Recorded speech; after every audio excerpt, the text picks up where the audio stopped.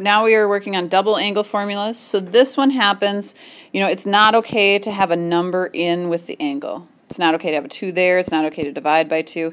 So if we have a number in with the angle, we're using formulas to get rid of it. So you'll notice here I have a 2 with the u, but when I use the formula, it's just a u. Same thing down here. I have a 2 with the u, but when I use the formula, it's just a u. Cosine has 3 different ones. Sometimes one works better than the other. It's just a matter of getting used to that. And then tangent has this amazing fraction that's annoying to work with. So this is double angle formulas, and we might as well just get started using them. I think it's another blank page. It's not going anywhere. Okay. So here I want to solve for u. I want to figure out what angle u is. But before I can do that, again, I told you it's not okay to have a number with the u. So we're going to use the double angle formula to get rid of that. So I still have 2 cosine u. But now I'm going to use my double angle formula to get rid of that. And the double angle formula for sine of 2u is 2 sine u cosine u. And it equals 0. And now for the fun part. They both have a 2 cosine u in them, so I can factor that out. When I factor out 2 cosine u, I still have a 1 here, and then I have a sine u. Okay, now that I have 2 things being multiplied that equal 0, I can set them equal to 0.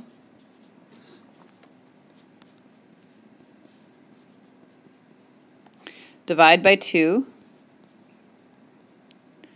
0 divided by 2 is just 0. Subtract 1. And now I'm trying to figure out when does this happen. When does cosine of u, what angle does cosine equal 0? And it's going to happen here and here. So u equals pi over 2 and 3 pi over 2. And then sine is the y value, and y equals negative 1 when you're down here, which we already have. So here's my answers for that. Okay, we're not doing that. Okay, so we're supposed to find sine 2u, cosine 2u, tangent 2x when the cosine of x equals 5 over 13 and x is in the 4th quadrant. So let's get a little drawing going on here. We have to first put x in the 4th quadrant. Okay, so there's x. I know that cosine of x is adjacent over hypotenuse. And so if I do the Pythagorean theorem, that means this is negative 12. And it's negative because the y value is negative in that quadrant. Now I want to find the sine of 2x. Now I want to point out that 2x is not the same as x. You're not going to find the sine of x and then double it. That's not what this isn't a 2 sine x. This is a sine of 2x. So we can't just take these and double it. We have to use the formula. And the formula says that's going to be 2 sine x cosine x. So it's going to be 2 times the sine of x is opposite over hypotenuse. The cosine of x is adjacent over hypotenuse. And so you get, see, that's 2 over 1, negative 120 over 169. That would be the sine of 2x. Okay, then we have the cosine of 2x. Now there's all kinds of, there's 3 formulas for the cosine of 2x. I usually try to choose one that doesn't have too many trig identity or trig functions in it, because the first one has sine and cosine. So I'm going to go with 2 cosine squared. So that means I'm going to take cosine adjacent over hypotenuse, and I have to square it. So then we get 2 times 25 over 169 minus 1. And so then this is 2 over 1, so I get 50 over 169 minus 169 over 169, get a common denominator, and we get a negative 119 over 169. And then we have to find the tangent of 2x. Now, one cheating method, it's not really cheating, but it's kind of brilliant, is to take the sine over the cosine, because that's tangent.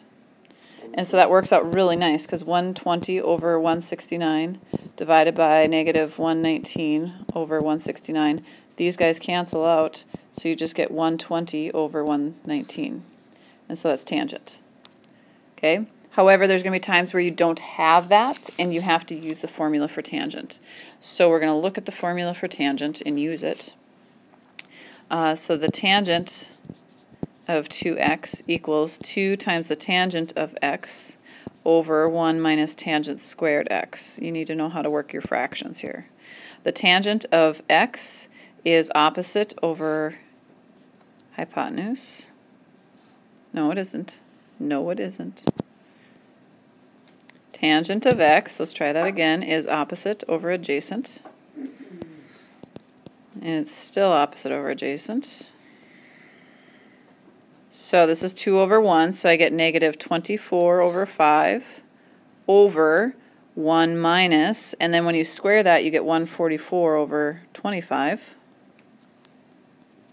So you get negative 24 over 5 over, this would be 25 over 25, and you subtract 144, I don't know that, minus 1, you guys help me out, 19. Oh, well, you're not helpful. Over 25. Multiply by the reciprocal, 25 over negative 119. So it's gone now, it's reciprocal.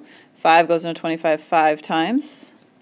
5 times negative 24 is negative 120 over negative 119. Negatives cancel, and there's tangent of 2x. Which we already got, but that's a long way. Okay. Oh, we're not going to do that for today. Half angle, the fun ones. Okay, half angle, they have square roots in them.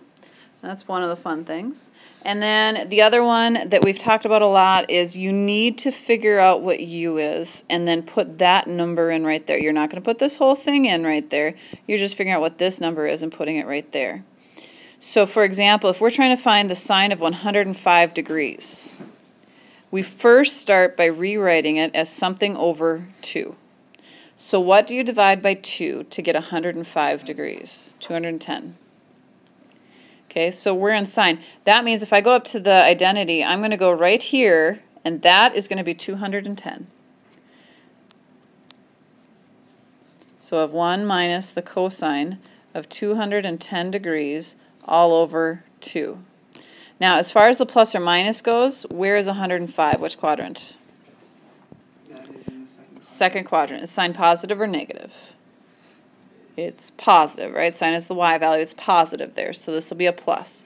The only reason for this plus or minus is because you have to determine whether it's positive or negative. Okay, then we just now continue on with our formula. So, this will be fun. 1 minus the cosine of 210 degrees. That's right here. That's like a 30, right? So cosine is the adjacent, or sorry, the x value, so that would be a negative root 3 over 2, all over 2. So this will be a plus.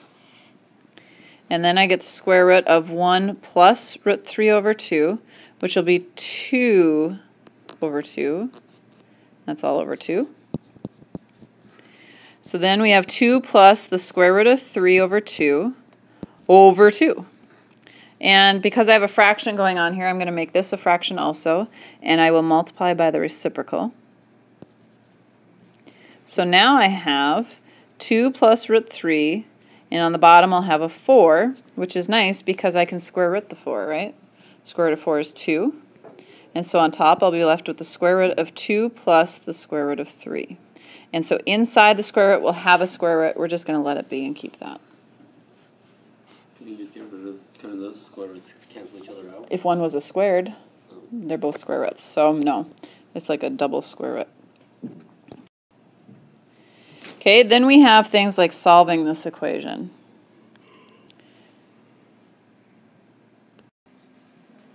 So now we're going to solve for the x, but I forgot what all I talked about. Okay, so you can't have a number in with your x. So that means that we have to use a formula to get rid of it. We're going to use a half angle for cosine.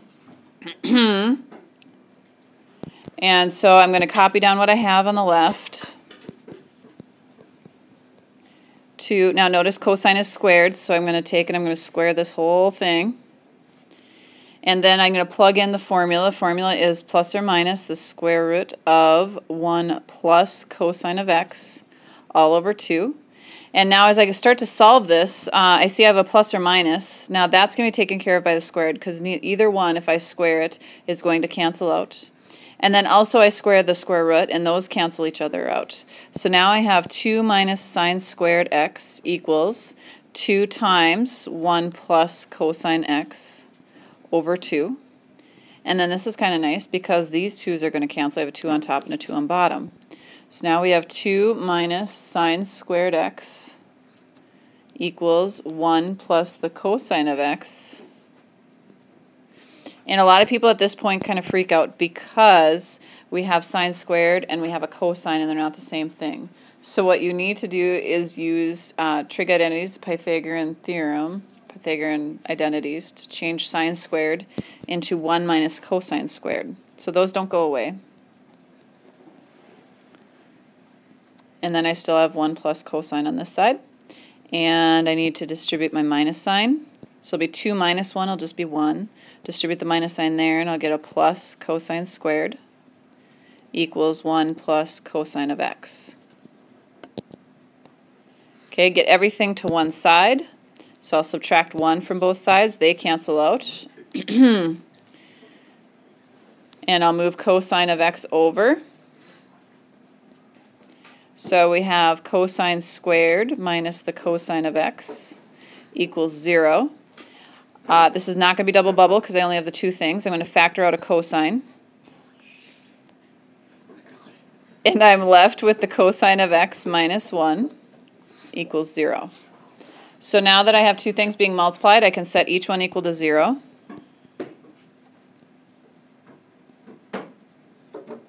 This one's already solved, but this one I can move the x over, or the 1 over.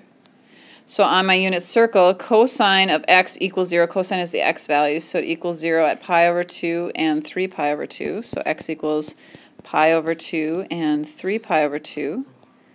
And the x value equals 1 for the next one at 0, so then that 0 will also be an answer.